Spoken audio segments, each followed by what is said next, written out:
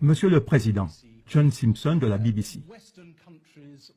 Les pays occidentaux disent presque unanimement qu'il y a une nouvelle guerre froide et ils pensent que c'est vous qui avez décidé de la recommencer.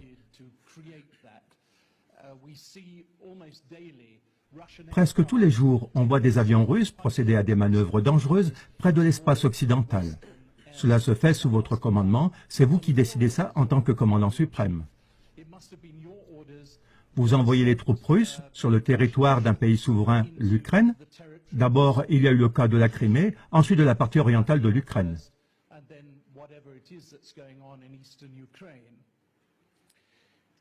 Maintenant, vous avez un certain problème avec le cours du rouble. Vous allez avoir besoin de l'aide, de la compréhension et du soutien d'autres pays, et notamment des pays occidentaux. Est-ce que vous allez profiter de cette occasion pour dire à l'Occident, si je puis me permettre de poser cette question, que vous ne souhaitez pas une nouvelle guerre froide et que vous allez maintenant faire tout votre possible pour résoudre le problème en Ukraine? Merci.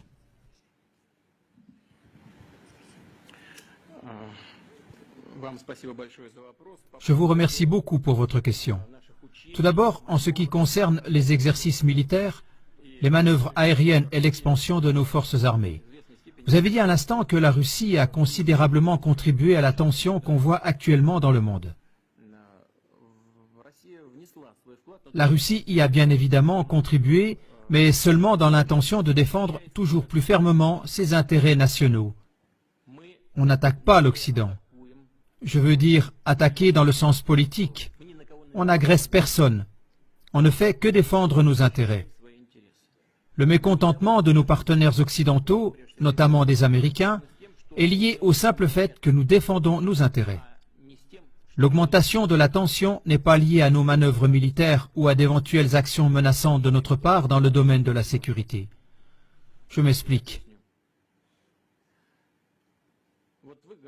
Vous avez parlé des vols de nos avions de combat, y compris des vols de nos avions stratégiques.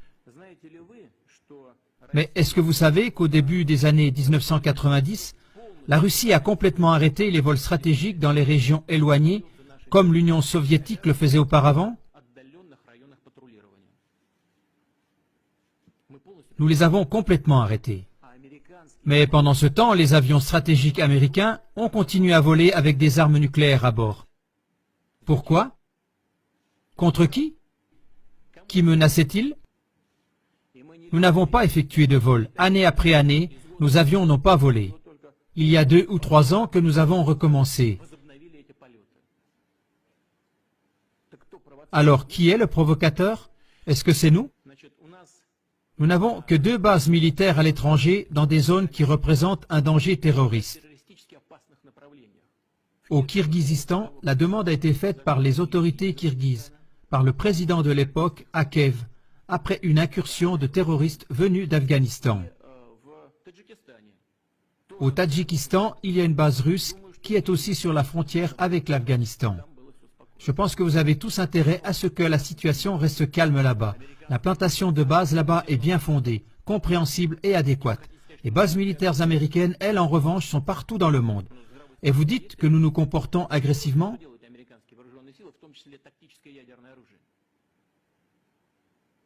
Le bon sens, il est où? Que font les forces américaines en Europe avec leurs armes nucléaires pré-stratégiques? Qu'est-ce qu'elles font là-bas? Écoutez, le budget de la défense russe pour l'année prochaine a augmenté. L'équivalent en dollars, pour ne pas dire une bêtise, c'est à peu près 50 milliards de dollars. Et le budget militaire du Pentagone dépasse le nôtre de 10 fois. 575 milliards de dollars. Le Congrès l'a accordé dernièrement. Et vous voulez dire que nous menons une politique agressive? Il faut quand même garder son bon sens, n'est-ce pas? Est-ce que c'est nous qui avançons nos bases militaires près des frontières des États-Unis ou d'autres États? Qui est celui qui fait avancer les bases de l'OTAN toujours plus près de nous? Qui est celui qui laisse avancer vers nous l'OTAN et les infrastructures militaires? Ce n'est pas nous. Quelqu'un nous écoute-t-il à ce sujet? Y a-t-il un dialogue qui a lieu avec nous? Non, ce n'est pas du tout le cas. On nous dit toujours la même chose. Ce n'est pas votre affaire. Chaque pays a le droit de choisir sa méthode pour garantir sa sécurité. Alors bon, nous allons donc faire la même chose. Pourquoi on nous interdit ça? Et j'en ai déjà parlé. Qui a résilié unilatéralement le traité du système de défense antimissile, qui était sans aucun doute à l'époque une des pierres angulaires des plus importantes dans tout le système de sécurité internationale? Est-ce que c'est nous? Non, ça a été fait par les États-Unis de façon unilatérale. Les USA nous menacent. Ils déploient ces éléments de la défense antimissile non seulement en Alaska, mais aussi ici en Europe, en Roumanie, en Pologne, tout près de nos frontières. Et vous voulez dire que nous menons une politique agressive? La question de savoir si nous voulons des relations sur un pied d'égalité avec l'Occident? Oui, bien sûr, mais seulement à condition que nos intérêts nationaux soient respectés, aussi bien dans le domaine de la sécurité que dans le domaine de l'économie. Pendant environ 19 ans, nous avons négocié l'entrée de la Russie à l'OMC. Nous avons dû faire énormément de concessions pour cela. Et tout le temps, on a pensé qu'il s'agissait d'accords vraiment solides, inébranlables. Je ne veux pas dire qui a tort ou qui a raison dans ce conflit ukrainien. Je pense que c'est notre position qui est la bonne. Mais laissons ça de côté. J'en ai parlé déjà plusieurs fois et je pense que nos partenaires occidentaux ont tort en ce qui concerne la crise ukrainienne. Donc nous avons adhéré à l'OMC. Là, il y a des règles commerciales solides. Ces règles ont été violées.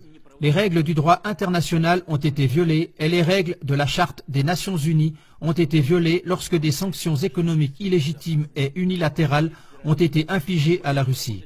Est-ce de nouveau nous qui avons tort? Nous voulons entretenir des relations tout à fait normales avec l'Occident dans le domaine de la sécurité, dans la lutte contre le terrorisme, dans le domaine de la non-prolifération des armes nucléaires. Nous voulons collaborer dans le domaine de la lutte contre la drogue, contre le crime organisé et pour la prévention des maladies infectieuses, y compris le virus Ebola. Tout cela, nous allons le faire ensemble, y compris dans le domaine économique, si nos partenaires occidentaux veulent bien.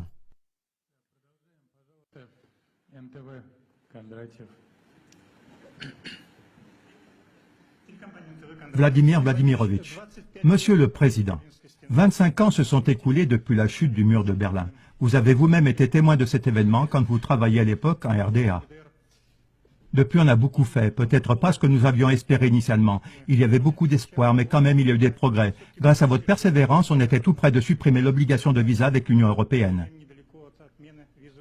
Et maintenant, en cette année d'anniversaire de la chute du mur, en quelques semaines à peine, il y a à nouveau un mur qui est érigé. Pas en béton, mais il est là. Un mur invisible d'aliénation, de méfiance, d'accusation réciproque. Et où pensez-vous que ce refroidissement va nous conduire? Certains parlent déjà d'une nouvelle guerre froide. Est-ce qu'on va habiter dans des mondes séparés ou bien est-ce qu'on a des possibilités pour reconstituer le dialogue et la coopération?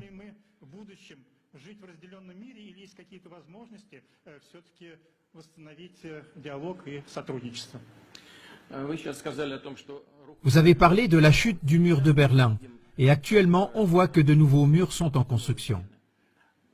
Donc je réponds à cette question et j'espère que sur ce sujet vous serez d'accord avec moi. Ce n'est pas d'aujourd'hui que nous voyons la construction de murs. C'est bien vous qui êtes un spécialiste pour l'Allemagne et pour l'Europe. Après la chute du mur de Berlin, ne nous a-t-on pas dit qu'il n'y aurait aucune extension de l'OTAN vers l'Est? Malgré tout, celle-ci a tout de suite commencé. Il y a eu 2 vagues d'extension de l'OTAN vers l'Est. Et cela n'est-ce pas un mur? Oui, ce n'est pas un mur matériel et réel, mais c'est plutôt un mur virtuel et invisible. Mais on a commencé à ériger ce mur. Et le système de défense américain antimissile en Europe le long de nos frontières, n'est-ce pas un mur également? Comprenez, personne n'a stoppé cela. Et c'est cela le problème principal des relations internationales d'aujourd'hui. Nos partenaires n'ont pas freiné. Ils ont décidé qu'ils étaient les vainqueurs, qu'ils constituaient l'empire et que les autres étaient les vassaux qu'il s'agit de descendre. Et c'est ça le problème. Ils n'ont pas arrêté de continuer partout la construction de ce mur, en dépit de toutes les tentatives et de tous les gestes de notre part pour travailler en commun, sans qu'il y ait des lignes de division en Europe et partout dans le monde. Je pense que notre position intangible par rapport aux différentes situations dans le monde, également en Ukraine, devrait faire comprendre à nos partenaires occidentaux que le meilleur chemin et le plus juste, c'est d'arrêter de continuer à construire de nouveaux murs et de commencer à construire une zone commune humanitaire, de construire une zone commune de sécurité et d'économie. Давайте продолжим. Верницкий, Первый канал. Дайте, пожалуйста, микрофон. Monsieur le Président, ce qui se passe actuellement avec notre économie, est-ce le prix pour la Crimée? C'est maintenant le moment de l'avouer honnêtement. Non, ce n'est pas le prix pour la Crimée. C'est le prix pour notre désir naturel de pouvoir subsister en tant que nation, en tant que civilisation, en tant qu'État. Et cela pour les raisons suivantes. Tout à l'heure, lorsque j'ai répondu à la question de votre collègue qu'après la chute du mur de Berlin et l'effondrement de l'URSS, on s'est totalement ouvert à nos partenaires occidentaux.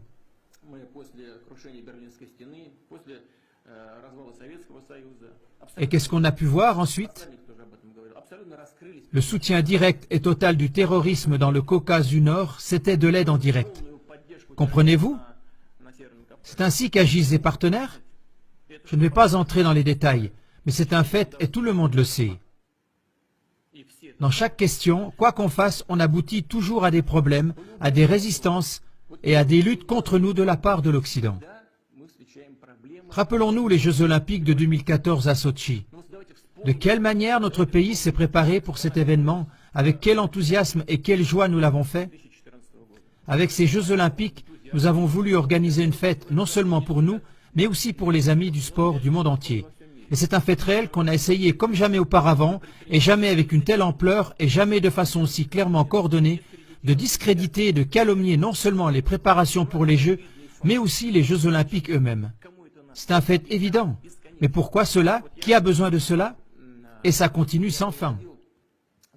Lors de la réunion du club Valdai, j'avais déjà utilisé l'image de l'ours russe. Pour beaucoup de gens, l'ours symbolise la Russie. À ce moment-là, j'avais comparé la Russie à l'ours qui protège sa taïga.